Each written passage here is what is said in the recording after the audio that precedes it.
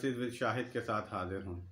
आज मैंने दो टॉपिक चूज़ किए हैं। एक टॉपिक जो कि यूनियन कौंसल और बाद में वो फील्ड ऑफिस में तब्दील हो चुका है उसके बारे में होगा, और एक दूसरा टॉपिक है जो कि एहसास रेडी बांध के बारे में है।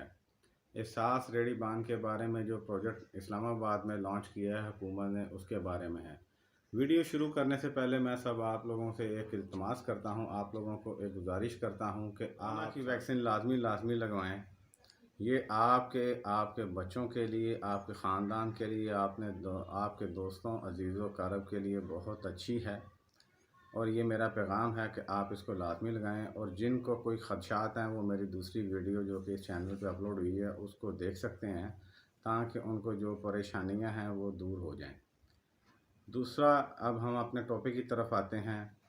मेरा आज एक एक्सपीरियंस हुआ एक फ़ील्ड ऑफिस में जाने का। फ़ील्ड ऑफिस जो है वो पहले यूसी लेवल के ऊपर होता था, यूनियन काउंसिल के लेवल पे, और हर यूनियन काउंसिल में एक सेक्रेटरी होता था। वो सेक्रेटरी की ज़िम्मेदारी होती थी कि वो उस इलाके की यूनियन काउंसिल के लोगों के मसले मसाइल, जिसमें पैदाइशी पर्ची, बर्थ सर्टिफिकेट, डेथ सर्टिफिकेट, तलाक, रजिस्ट्रेशन, इस तरह के मामलात को वो डील करते थे। लास्ट ईयर इमरान खान साहब ने इन यूनियन काउंसिल्स के ऑफिस को ख़त्म करके एक फ़ील्ड ऑफिस तश्कील दिया, जो कि हर ज़िले सतह पे मौजूद है और तहसील सतह पे मौजूद है। मेरा आज एक फ़ील्ड ऑफिस में जाने का इत्तेफाक हुआ, तो मैंने वहाँ पर देखा कि कुछ गरीब लोग आए हुए हैं वहाँ पे, बहुत ही बेचारे परेशान हाल में, और उनको सबसे बड़ी गलती उनकी ये थी कि उनको ये चीज़ याद ही नहीं, या उनको ये पता ही नहीं कि अपने बच्चों की बर्थ सर्टिफिकेशन की रजिस्ट्रेशन करवानी है। वो तकरीबन बच्चों की उम्र 2 से 3 साल हो चुकी थी। एक बच्चा 3 साल का था, एक 2 साल का था। तो वो माँ जो थी वो वहाँ पे आई और उन्होंने आके फ़ील्ड ऑफिस में बात की कि मैंने अपने बच्चों के नाम जो है रजिस्ट्रेशन करवानी है, और उसके बाद इन बच्चों का बे फार्म बनाना है। तो सबसे पहले जो फील्ड ऑफिस में ऑफिसर्स बैठे हुए थे, नाम मैं किसी का नहीं लूँगा क्योंकि ये प्रैक्टिस पूरे पाकिस्तान के फील्ड ऑफिस में जारी है, इसलिए मैं किसी स्पेसिफिक बंदे का नाम नहीं लेना चाहता और किसी स्पेसिफिक बंदे को पॉइंट आउट नहीं करना चाहता। इसीलिए मैंने वहाँ पे कोई वीडियो रिकॉर्डिंग नहीं की। इसी वजह से मैंने वहाँ पे कोई ऐसा काम नहीं किया कि जो सिर्फ एक स्पेसिफिक बंदे के ख़िलाफ़ हो। मेरी वज़ीर आज़म इमरान खान साहब, आप लोगों के तवज्जुह से उनसे गुजारिश है कि इसके ऊपर ख़ास तौर पे तवज्जो दें। ये करप्शन है तो बहुत छोटी सी, लेकिन ये बड़े पैमाने पे हो रही है, और ये ज़्यादातर उन गरीब लोगों के लिए हो रही है गुर्बत के इंतहाई दर्जे के लो लेवल के ऊपर वो ज़िंदगी गुजार रहे हैं। अभी उस औरत की कहानी मैं आपको सुनाता हूँ कि वो औरत जब आई, उसने आके जब उधर बोला कि मैं अपने बच्चों की रजिस्ट्रेशन करवाना चाहती हूँ, उसको कुछ स्कूल का दाखिला या कोई और चीज़ की ज़रूरत होगी जो उसने बे फार्म के लिए इंफॉर्मेशन ली, तो उन्होंने कहा कि आप उधर फील्ड ऑफिस में चले जाओ। अब फील्ड ऑफिस के बंदे ने वहाँ पे उनको ये कहा कि आप हमें 1500 रुपया पे करें और हम आपके बच्चों की रजिस्ट्रेशन अभी करके दे देते हैं। वो औरत बेचारी परेशान थी। उसने कहा कि भाई मेरे पास तो पैसे नहीं हैं, लेकिन आप जो कमी बेशी है उसको कर लें। उसने उस फील्ड ऑफिसर से ये बात की कि आप जो कानूनी फ़ीस है वो ले लें, लेकिन उसने कहा कि कानूनी फ़ीस 900 रुपया है, 600 रुपया जो है वो आपके डॉक्यूमेंट चार्जेस होंगे। तो इस तरह आपका 1500 रुपया जो है, 900 रुपये के स्टाम्प पेपर लगेंगे। 900 रुपये के स्टाम्प पेपर किस चीज़ के लगेंगे, मुझे तो ये समझ नहीं आ रही। एक बच्चे की रजिस्ट्रेशन के लिए 900 रुपये के, या 2 बच्चों की रजिस्ट्रेशन के लिए 900 रुपये के स्टाम्प पेपर। यहाँ पर शहबाज शरीफ साहब या नवाज शरीफ साहब जो हैं वो 50 रुपये के स्टाम्प पेपर के ऊपर मुल्क से बाहर चले जाते हैं अपना एफिडेविट दे के, और एक बच्चे की रजिस्ट्रेशन के लिए 900 रुपये के स्टाम्प पेपर। ये सबसे बड़ी करप्शन वहाँ पे हो रही है, जो कि छोटे लेवल पे हो रही है, और ये फील्ड ऑफिस के आम जो क्लरिकल स्टाफ है वो लोग कर रहे हैं। तो ये लोग वहाँ से वो पैसे लेके, अब ये दिन में 10 रजिस्ट्रेशनें आई तो 15,000 रुपया बन गया 10 रजिस्ट्रेशनों का, 10,000 रुपया बन गया। उसमें से कुछ अखराजात निकाल ले ऑफिस के, बाकी वो अपनी पॉकेट में डाल देते हैं। लेकिन लुट कौन रहा है? गरीब आवाम रही है। वो बेचारी, उसके बच्चों के कपड़ों की हालत देखने से नज़र आ रहा था कि वो पता नहीं बच्चों ने कपड़े धोए नहीं है कितनी देर से। वो बेचारी बड़ी मुश्किल से बात करते करते उसने फिर अरेंज किया, और फिर उसने शोहर को या किसी भाई को फ़ोन किया। उसने कहा ठीक है मैं आता हूँ। फिर वो वहाँ पे बैठे रहे, मैं अपने काम से गया हुआ था वहाँ पे, वो वहाँ पे बैठे रहे। उतनी देर में वो शोहर या जो भी उनके आए थे बाहर ही खड़े हुए थे, उन्होंने उसको पैसे दिए। उन्होंने वहाँ पे फील्ड ऑफिसर को, जो वहाँ पे क्लरिकल स्टाफ था, उनको पेमेंट की। पेमेंट करने के बाद उन्होंने कहा जी आप कल आ जाएं। उनसे वो पेपर ले लिया और उनको कहा कल आ जाएं, आपकी रजिस्ट्रेशन हो जाएगी। मेरी वज़ीर आज़म इमरान ख़ान साहब और वफाकी हुकूमत और सूबाई हुकूमत जनाब उस्मान बुज़दार साहब से ये इल्तमास है कि इस चीज़ के ऊपर भी कोई डिजिटलाइजेशन लेके आएँ। पहली तो बात यह है कि अगर 200 रुपया 300 रुपया अगर कोई फ़ीस है गवर्नमेंट की, तो उसको किसी बैंक में जमा करवाया जाए। कोई ऐसी फ़ीस है तो उसको बैंक में जमा करवाया जाए। मैंने जब उन फील्ड क्लरिकल स्टाफ से पूछा तो उन्होंने कहा जी ये हमारे पास ही फ़ीस जमा होती है। तो कहने का मकसद ये है कि कोई रसीद नहीं है, कोई कुछ नहीं है। अगर वो काम बगैर पैसों के भी हो सकता है तो गरीब आवाम को क्यों लूटा जा रहा है। और इसको अगर डिजिटलाइजेशन की तरफ ले आए, हाँ अगर किसी ने गलती की है 2 साल के बाद अगर वो रजिस्ट्रेशन नहीं करवा रहा तो ठीक है, हुकूमत का हक बनता है कि उसको कोई पेनल्टी डाल दे। अगर पेनल्टी नहीं भी डालेंगे तो क्या हो जाएगा। ज़्यादातर आवाम जो है वो गरीब है, गरीब आवाम को 200-300 रुपये की पेनल्टी भी बहुत भारी पड़ती है। आप इसको डिजिटलाइजेशन की तरफ ले आएँ, जिस तरह आपने एहसास प्रोग्राम को लॉन्च किया है उसी एहसास प्रोग्राम में ले आएँ। कई हॉस्पिटल्स में आप यानी कि वहाँ पे कंप्यूटराइजेशन के ज़रिए जैसे बच्चा पैदा हो उसी में वो वहीं पर रजिस्ट्रेशन हो जाए, उसके वालिद की, उसके दादा की। इसी तरह तलाक़ के मामलात में बहुत सारी पेचीदगियाँ हैं। इसी तरह मैरिज सर्टिफिकेशन की रजिस्ट्रेशन के लिए भी बहुत सारी पेचीदगियाँ हैं। हर एक के लिए उन्होंने अलग अलग रेट बना के रखे हुए हैं। उसका क्या फ़ायदा। डिजिटलाइजेशन एहसास प्रोग्राम के ज़रिए हम लोग कर रहे हैं और डिजिटलाइजेशन का कोई फ़ायदा नज़र नहीं आ रहा जो कि रूट लेवल के ऊपर इन गरीबों के लिए हो सके। मेरा दूसरा टॉपिक है एहसास रेडी बांध। इमरान खान साहब वज़ीर आज़म पाकिस्तान, उन्होंने एहसास प्रोग्राम के तहत एक बहुत अच्छा इनिशिएटिव लिया जिसका नाम उन्होंने एहसास रेडी बांध रखा। और वो उन्होंने पिछले रमज़ान से पहले उन्होंने इसको ये लॉन्च किया और माशाल्लाह से इस्लामाबाद के रिहायशी और इस्लामाबाद के रेडी बानों के लिए वो एक अच्छा प्रोजेक्ट साबित हो रहा है। लेकिन मैं अपनी ज़ाती फीलिंग्स आपको बताता हूँ कि मैं एक लाहौर का रिहायशी हूँ। मुझे ये आज से नहीं, मुझे 10 साल से ये फीलिंग आ रही थी कि ऐसा कोई काम होना चाहिए इन गरीब रेहड़ी बानों के लिए, लेकिन मैं किसी की आवाज़ नहीं बन सकता था।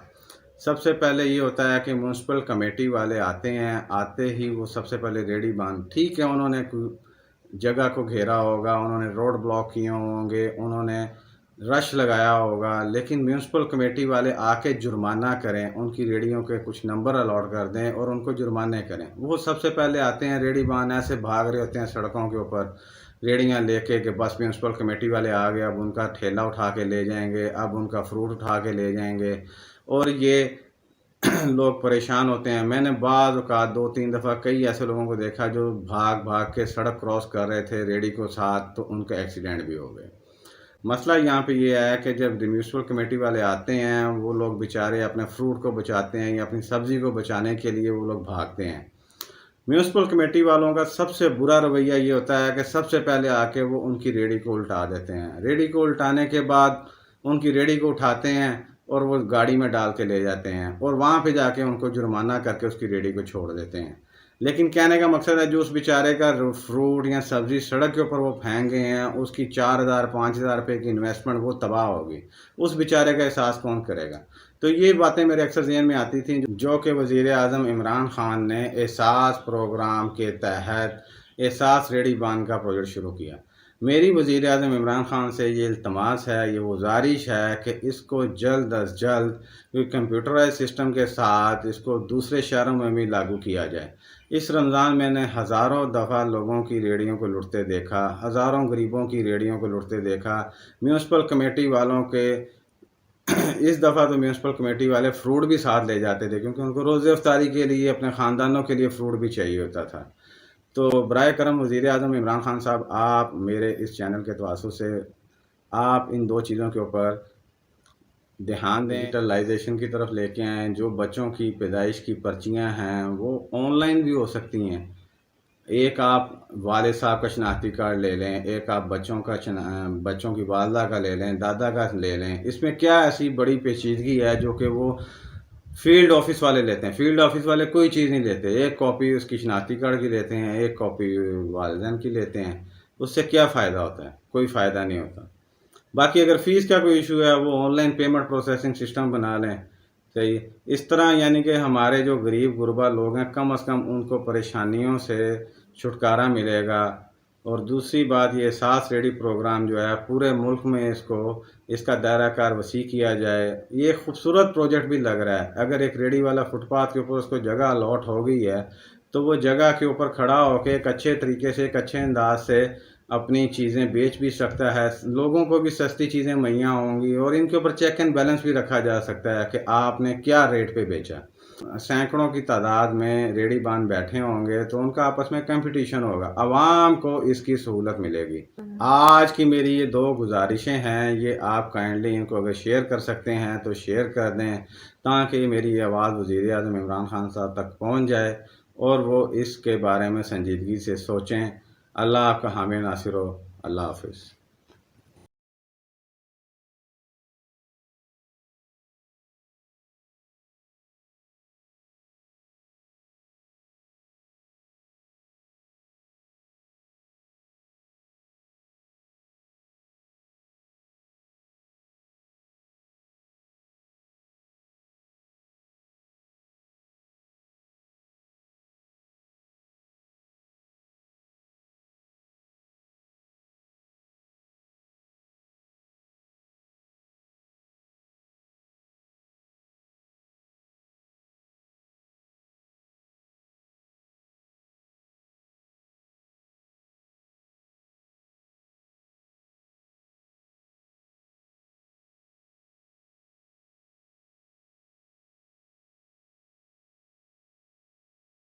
अस्सलाम वालेकुम व्यूवर्स।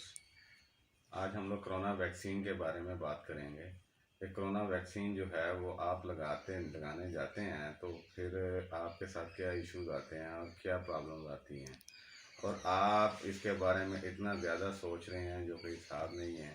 आप इसके बारे में इतना सोच क्यों रहे हैं? ये पूरी WHO और वर्ल्ड हेल्थ ऑर्गेनाइजेशन जो है उन्होंने इसको अप्रूव किया है, दुनिया के बेहतरीन साइंटिस्ट ने इसको बनाया है।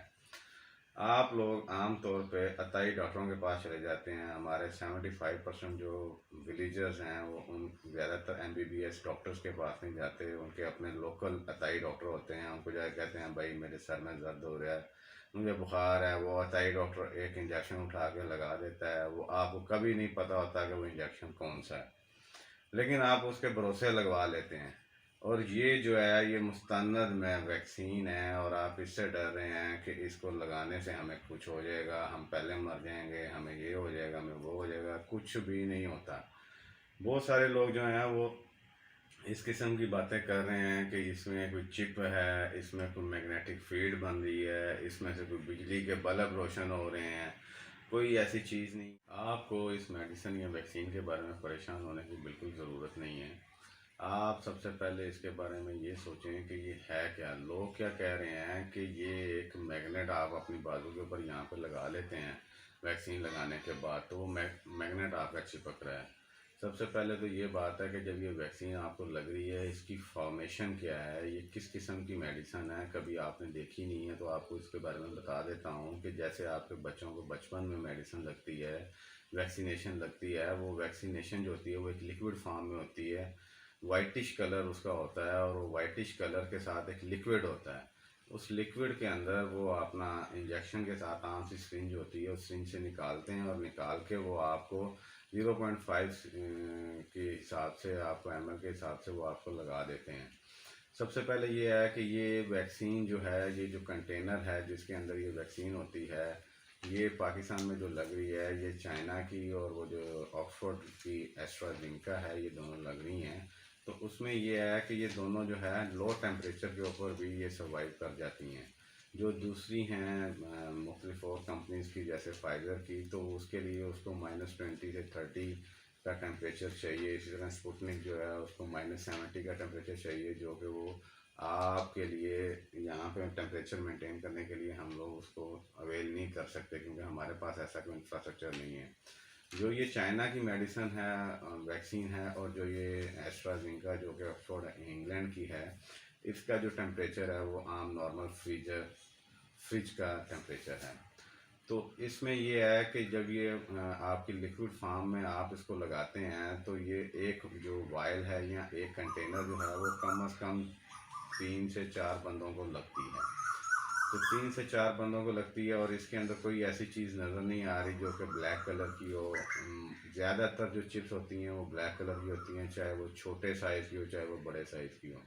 और दूसरा ये है कि एक ही कंटेनर में से ये आम अपनी जो नॉर्मल सिरिंज होती है, जो हम लोग आम मार्केट से लेते हैं 10 रुपये की 15 रुपये की, ये उस वाली सिरिंज के अंदर इसको भरते हैं और उसको भर के ये लगाते हैं। अगर उसके अंदर कोई ऐसा चिप वाला सिस्टम हो तो वो सबसे पहले तो जैसे बच्चे वीडियो गेम खेलते होते हैं बचपन में, वो बटन दबाते हैं, रिंग्स जो हैं वो पानी में से घूम घूम के एक कंटेनर के अंदर जाकर लग रहे होते हैं। तो इस तरह यानी कि ये डॉक्टर को सबसे बड़ी मुश्किल ये होगी कि 5 बंदों के लिए या 2 बंदों के लिए अगर उन्होंने वैक्सीन लगानी है, तो वो वैक्सीन जो है वो इंजेक्शन में भरने के लिए सबसे पहले तो चिप को कैच करना पड़ेगा कि चिप नीचे लगी हुई है, चिप ऊपर तैर रही है, चिप इधर पड़ी हुई है, चिप इधर पड़ी हुई है।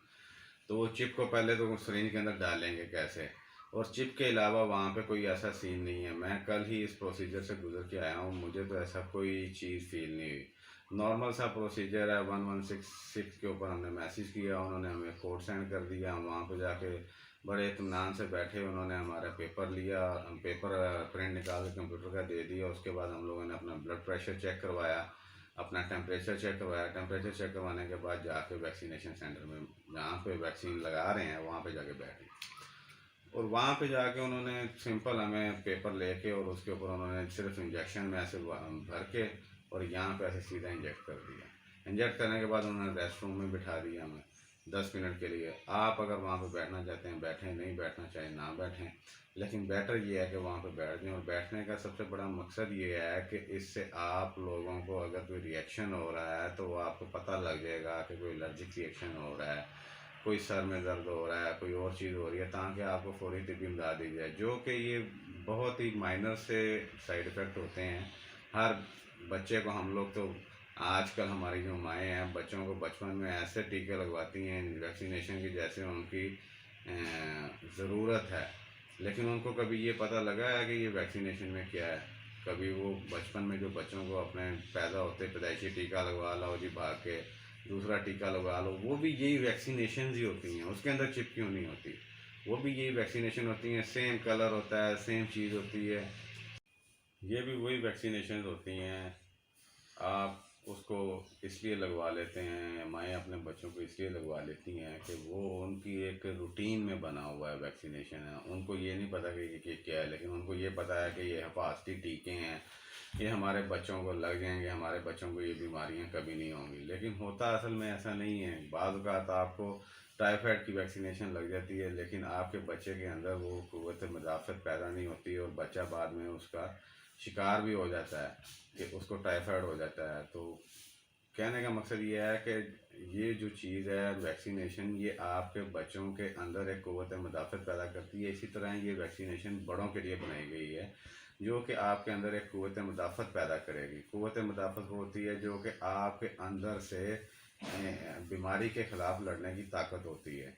तो ये जो ताकत है ये आप उस असल में ये जो मेडिसिन वैक्सीन बनाई गई है इसके अंदर जो स्ट्रक्चर बनाया गया है वो ये है कि ये मेडिसिन के अंदर इनएक्टिवेटेड, मतलब कहने का आम ज़ुबान में ये है कि जो जरासीम, उनको मुर्दा नहीं कहा जा सकता, लेकिन उनके वो वाले हिस्से जो नुकसान नहीं पहुंचा सकते, वो वाले जरासीम जो हैं वो इस वैक्सीन में डाले गए हैं, ताकि जैसे ही वो जरासीम वैक्सीन के आपके जिस्म में जाएं तो वो जाके आपका जिस्म जो है ऑटोमेटिकली उसको रिस्पॉन्ड करे कुदरती तौर पे, और उन जरासीम के लिए प्रोटीन्स को बनाएं। जब वो प्रोटीन्स बनने शुरू हो जाएंगे तो वो कोविड-19 के जो वायरस है उसके ख़िलाफ़ लड़ने के लिए क़ुव्वत मुदाफ़त पैदा कर लेंगे, और वो जो चीज़ है वो आपका सिस्टम आपकी स्टोरेज में सेव कर लेगा। आप लोगों को एक और बात बताते चलें कि जब यानी कि बच्चा पैदा होता है, डॉक्टर हजरात अक्सर आपको ये कहते हैं कि आपका जब बच्चा पैदा हुआ तो 2 साल तक आपने उसको कोशिश ये करनी है कि उसको किसी किस्म की मेडिसिन नहीं देनी, इवन दो कि बुखार कम करने वाली पैनाडोल भी नहीं देनी। उसकी बुनियादी वजह ये होती है कि आपके बच्चे के अंदर 2 साल तक, 2 से 3 साल तक आपके बच्चे के अंदर कुदरती दिफाई निज़ाम पैदा हो रहा होता है, वो बन रहा होता है, और वो रोज़मर्रा की जो रूटीन है वो उसके अंदर सेव हो रही होती है, जैसे आपके मेमोरी कार्ड में सेव हो रही होती हैं। तो इस वजह से ये होता है कि वो बच्चे के अंदर अगर कुछ जरासीम आया है तो कुदरती दिफाई निज़ाम जो अल्लाह ताला ने बनाया हुआ है वो उसके ख़िलाफ़ लड़ता है, और लड़ने के बाद जब वो उसको मार देता है जरासीम को, तो वो उसके पास मेमोरी में सेव हो जाता है, और वो मेमोरी जो है उस मेमोरी के अंदर वो सेव हो जाता है पूरी ज़िंदगी के लिए। जब वो सेव हो जाता है तो आगे ज़िंदगी में कभी भी उसको कोई जरासीम उस किस्म का आएगा तो वो फ़ौरन उस जरासीम मेमोरी में से उठ के आएगा कि इसको कैसे मारा था। तो वो कैसे मारा था वो उसको, उसकी वजह से वो उसको फ़ौरन से उसको मारने के लिए अपने जिस्म के अंदर यानी कि कोई ऐसी चीज़ें प्रोड्यूस करना शुरू कर देगा, कोई खून के अंदर लेवल ऐसा बढ़ा देगा, या कोई ऐसी जहर पैदा करना शुरू कर देगा जो कि उस जरासीम को किल कर देगा फ़ौरन से पहले, और बच्चे को इफेक्ट नहीं होगा।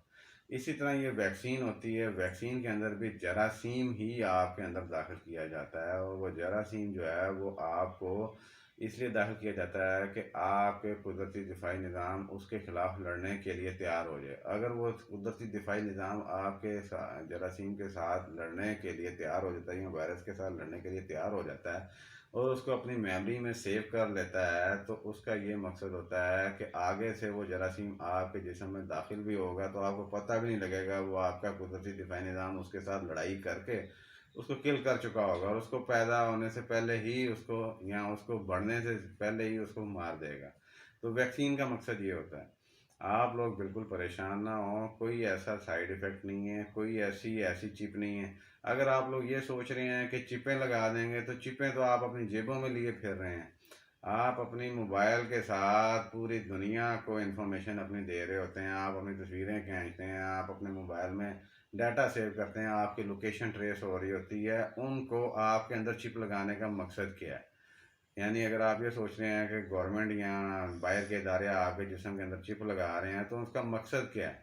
चिप तो आप 24 घंटे अपने पास मोबाइल में रखते हैं, सही। आपका मोबाइल ऑफ भी हो तब भी आप एक्सेस कर सकते हैं। तो आप इस चीज़ से बिल्कुल परेशान ना हो, कोई ऐसी चिप नहीं है, कोई ऐसी RFID डिवाइस नहीं है।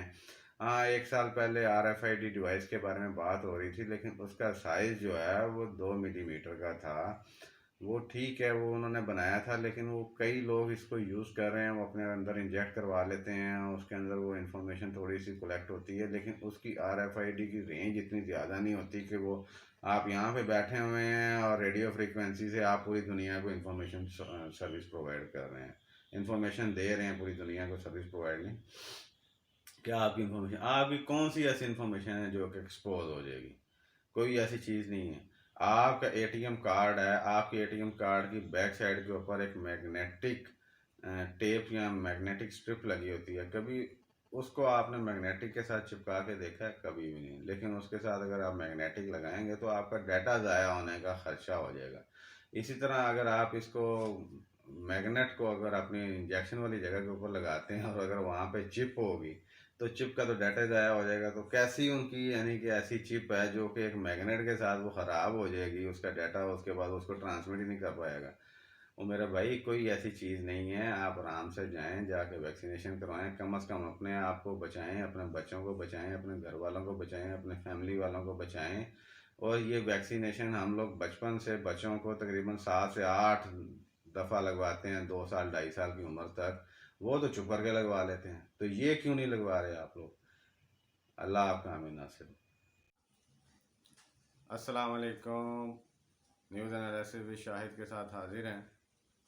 आज का हमारा टॉपिक नया पाकिस्तान हाउसिंग अथॉरिटी के मुतालिक है, जिसमें हम लोग आज ये आपको बताएंगे कि किस किस्म की परेशानियां लोगों को लाहक हो रही हैं नया हाउसिंग प्रोजेक्ट के बारे में। सबसे पहले तो हम लोग लाहौर के रेजिडेंट्स हैं। सबसे पहले तो हम लोग लाहौर सबसे पहले सबसे पहले हम तो लाहौर के रिहायशी हैं, तो मुझे काफ़ी लोगों के साथ इस टॉपिक पर बात करने का मौका मिला है, जिसमें उन लोगों के मैंने व्यूज़ और ख़यालात जो हैं वो मैंने उनसे हासिल किए हैं। उनमें सबसे पहले ये कह रहे हैं कि जब आप लोग बैंक में कर्ज़ा अप्लाई करने के लिए जाते हैं नया पाकिस्तान हाउसिंग अथॉरिटी के लिए, तो उसमें बैंक्स जो हैं सबसे पहले आपको किसी अच्छे तरीके से गाइड ही नहीं करते। अगर उनके साथ कोई बहस मुबासा किया जाए, कोई ऐसा बंदा बैठा ही नहीं हुआ बैंक्स के अंदर। मैं बीओपी भी गया हूँ, मैं दूसरे बैंक्स में भी गया हूँ, वहाँ पे जाके मैंने लोगों के बारे में पता किया। जो बैंक का अमला है ना तो वो बताना चाहता है, और अगर बताना चाहता भी है तो उनके पास सफिशिएंट इंफॉर्मेशन नहीं है।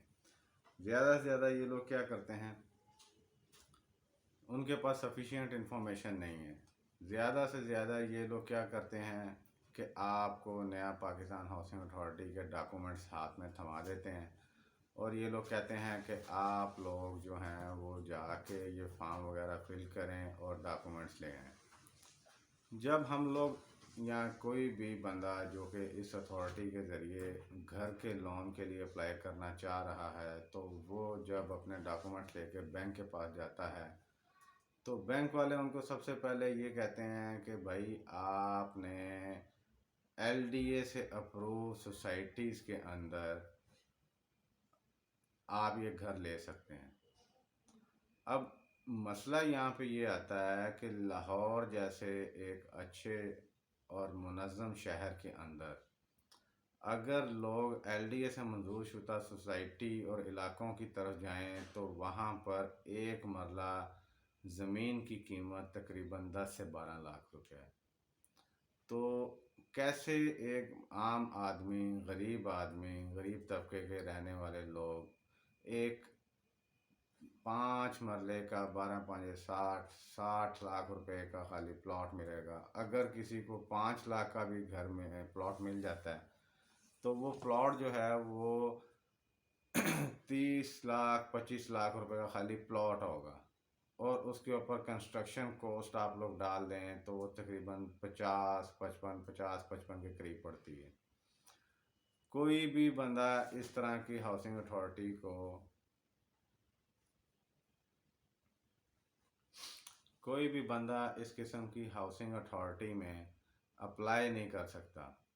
उसकी वजह यह है कि लाहौर के मज़ाफ़ाती इलाका जात में उसकी वजह यह है कि लाहौर के मज़ाफ़ाती इलाकों में जितनी भी सोसाइटीज़ जो कि छोटे तबके के लिए भी बनाई गई हैं, या वो इलाके जो छोटे तबके के लिए बनाए गए हैं, वहाँ पर भी आपको प्लॉट जो है 20 लाख रुपए से नीचे 5 मरले का प्लॉट नहीं मिलेगा।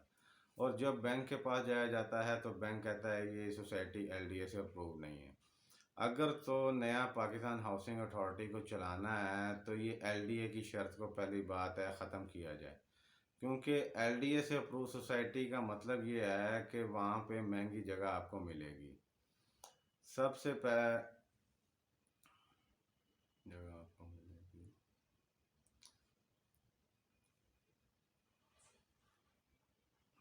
जो भी लोग इन सोसाइटीज़ या इन इलाकों में अप्लाई करना चाहते हैं,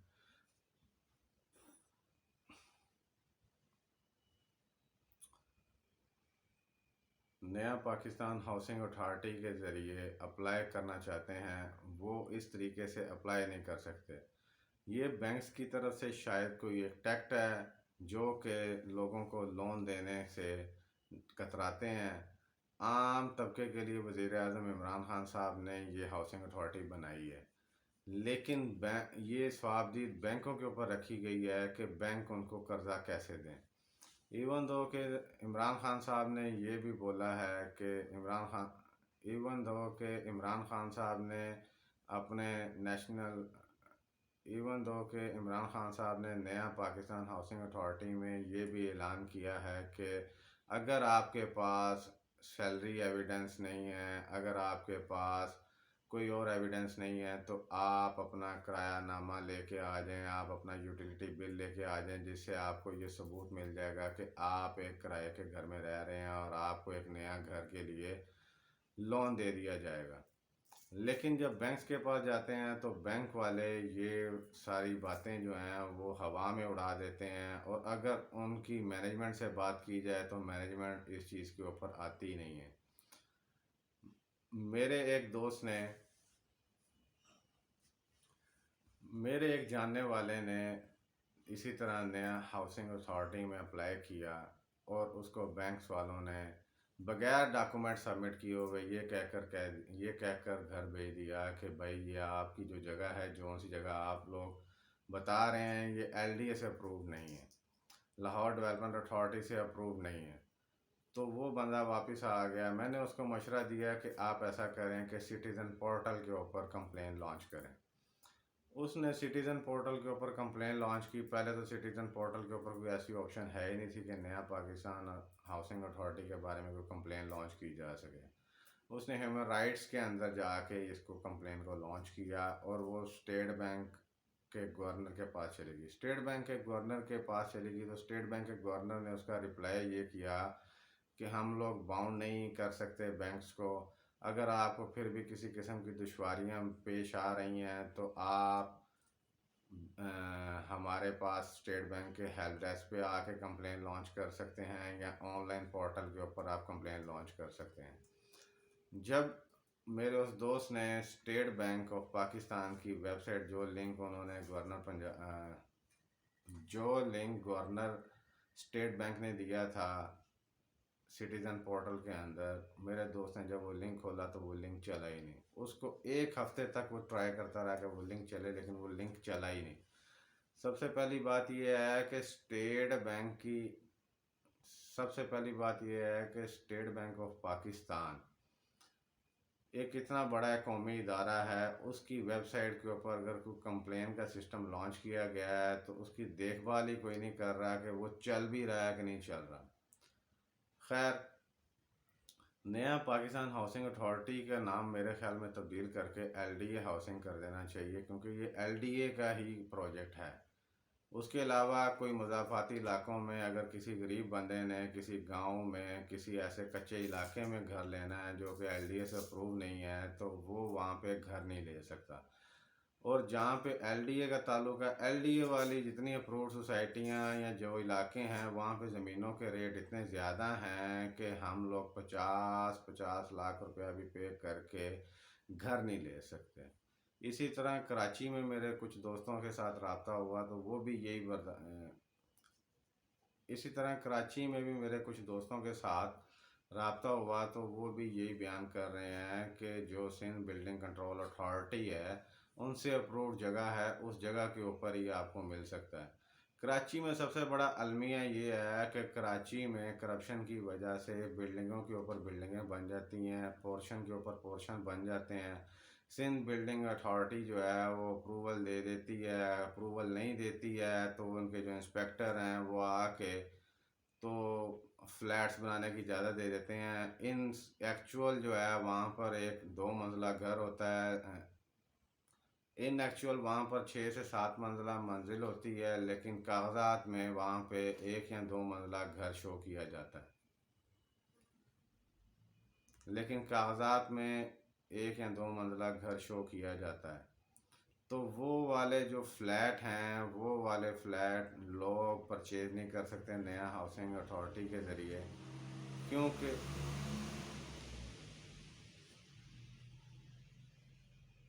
और वो वाले फ्लैट लोग इसलिए परचेज़ नहीं कर सकते क्योंकि वो सिंध बिल्डिंग कंट्रोल अथॉरिटी से अप्रूव नहीं होते डॉक्यूमेंट्स में तो वहाँ पे घर बना हुआ है, तो वो फ्लोर कैसे बेचेंगे। तो लोग जब अपने डॉक्यूमेंट्स लेके बैंक्स के पास जाते हैं और बैंक्स को ये जाके बताते हैं कि ये वाला फ़्लैट हमें 20 लाख 30 लाख रुपए में मिल रहा है, तो बैंक्स वाले कहते हैं कि ये तो सिंध बिल्डिंग अथॉरिटी की तरफ से अप्रूव्ड ही नहीं है। तो यहाँ तो फिर सिंध बिल्डिंग अथॉरिटी से अप्रूव्ड इलाकों को बता दिया जाए, वो फिर अगेन महंगे इलाके होंगे। और अगर सिंध बिल्डिंग कंट्रोल अथॉरिटी ने वो फ्लैट अप्रूव नहीं किए हुए हैं तो वो इन एक्चुअल तो वो मौजूद हैं, तो गरीब बंदे को तो वहीं पे जगह मिलेगी ना 30 लाख में 20 लाख में, कि जहाँ पे वो फ्लैट ख़रीद सकेगा, तो वो ख़रीद नहीं सकता। तो क्या फ़ायदा है ऐसी हाउसिंग अथॉरिटी का? अगर आप 1 करोड़ का भी कह देते हैं कि 1 करोड़ तक लोग कर्जा ले सकते हैं, 1 करोड़ का कर्जा वापस करने के लिए अगर 20 साल का भी कर्जा ले बंदा तो 1 से 1.5 लाख रुपया पर मंथ उसको पे करना पड़ेगा। वो तो आम गरीब आदमी नहीं है। फिर अगर हम लोग उसको 50 लाख पे भी लेके आ जाते हैं तो 50 लाख में भी आपको तकरीबन 60 से 70 हज़ार रुपया पे करना पड़ता है। अगर उसको हम लोग 30 लाख पे ले आते हैं और अगर वो 30 लाख में आता है तो 30-35 हज़ार, 30-35 हज़ार में भी चलो कोई नहीं, लेकिन कई ऐसे मीडियोकर फैमिलीज़ हैं जो कि 30-35 हज़ार रुपया किराया दे रही हैं, वो चलें उस चीज़ को एंटरटेन हो जाएगा, वो ले ले नहीं, वो इस चीज़ को एंटरटेन हो जाएगा और वो ये चीज़ें ले वो इस चीज़ को एंटरटेन हो जाएगा और वो ये घर ले सकेंगे।